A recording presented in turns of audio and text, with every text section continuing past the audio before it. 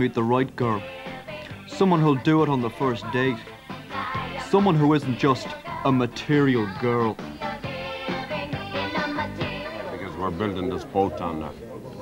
This Galach Nua. A currach.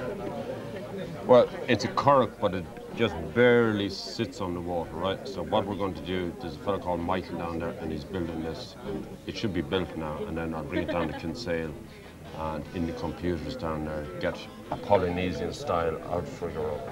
Polynesian. Yeah. Well, I mean, it's a mixture. Absolutely, yeah. I mean, you know, the Irish and the Polynesian, sure, they're all the one. Well, now, I have to say to you, Michael Mulcahy, that you have perhaps done more to bridge the gap between us and other primitive cultures. You have 2 exhibitions going at the moment in Dublin. Well, I've one down in the Douglas Hyde Fine Big Show there, which runs for 2 months, and then they're the kind of Mali paintings. I was out in Mali last year, out in Timbuktu. Now, where exactly is Mali? Hold on. Mali, kind of Central Africa. Central Africa. This is on the fringe of the Sahara Desert, is it? At the edge of the Sahara Desert. Yeah. Or, it's, say you go to Dakar in Senegal, right? And you go straight in, it's about 1,000 to 300 miles straight in. This is just another place you've been to. Like, you've been to Senegal, you've been to New Guinea, you've been out with the Aborigines in Australia, and now you've gone to Mali. What is this fascination for primitive people? Well, I mean, it's curiosity.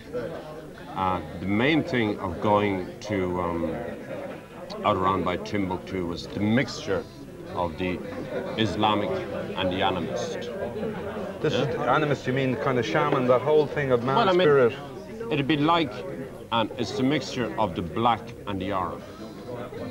So, I mean, where you have this mixture, you have extraordinary goings on, because I mean, animism, you know, the oldest religion in the world, you know, complete harmony with nature. With nature, yeah. And your paintings reflect that, do they? I mean, these colours, do you paint while you're actually in these places, or do you do sketches and come back and paint? Well, what I do, I mean, it's a very interesting form of communication.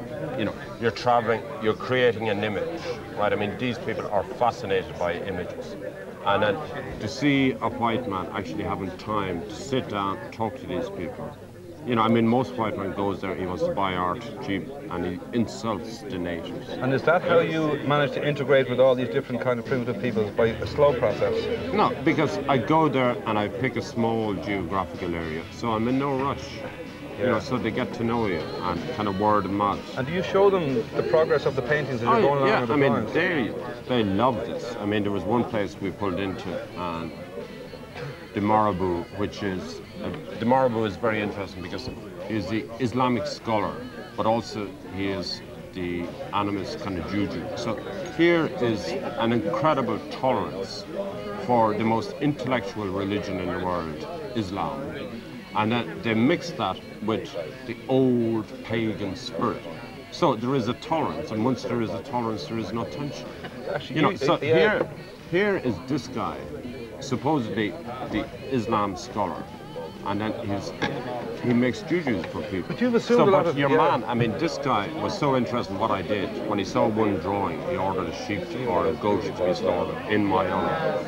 Yeah? This is the real communication. But you've assumed a bit of Islam now, and you actually went into a well-known bookshop and said it would be a bad idea for them to put Salman Rushdie in the window. No, I mean, what I said to these ignorant fuckers, if you don't mind me, sorry, they're ignorant fellas.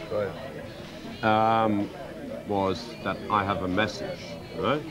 An Islamic message, though? No, I was a messenger. So I was delivering a message that it wasn't very wise to display 2 copies of one book alongside each other. I see. As simple as that. Listen, talk to me more about your paintings, because I'm curious.